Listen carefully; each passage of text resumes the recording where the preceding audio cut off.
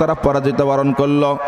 আমি দেখতে পেলাম আল্লাহর নবী সাল্লাল্লাহু আলাইহি ওয়াসাল্লাম বলেছেন, কোন সম্প্রদায় যদি, কোন জাতির লোক যদি, কোন গোষ্ঠীর লোক যদি নারীদের প্রতি নির্যাতন করে, শিশুদের হত্যা করে, বৃদ্ধদের সঙ্গে বেইজ্জতি করে, বৃদ্ধদেরকে অপমান করে, আল্লাহর নবী বলেছেন তার জন্য আল্লাহর গজব অবধারিত। কথা বলেন ঠিক কিনা?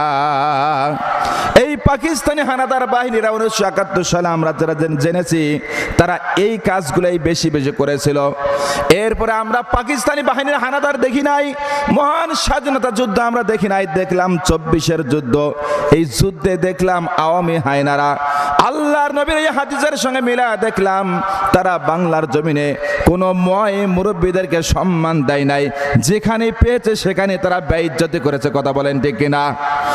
এরপরে নারীদের সঙ্গে বেইজ্জতি করেছে, এরপরে শিশু হত্যা করেছে।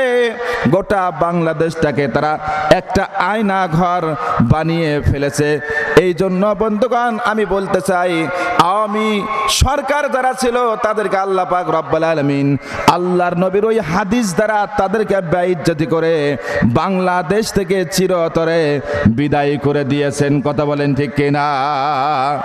এখন যদি আমরা কেউ যদি আবার তাদের পথে হাঁটি, তাদের দেখানো পথে চলি, তাদের মতো কথার রাজনীতি করি, ভবিষ্যতে কিন্তু তাদের অবস্থা সেরকম হবে। এই জন্য যারাই আমরা বাংলাদেশে আছি হিসাব পাতে মাপযোগ করে কথা বলবো, আমরা জনগণকে সাথে নিয়ে চলবো, ইসলামের পক্ষে কথা বলবো, দেশের সাথে কথা বলবো, দেশের স্বাধীনতা সার্বভৌমত্ব রক্ষার জন্য আমরা কাজ করব। কখনোই কারোর সঙ্গে বাতিলের সঙ্গে আমরা আপোষ করতে রাজি নাই। কথা বলেন ঠিক কিনা?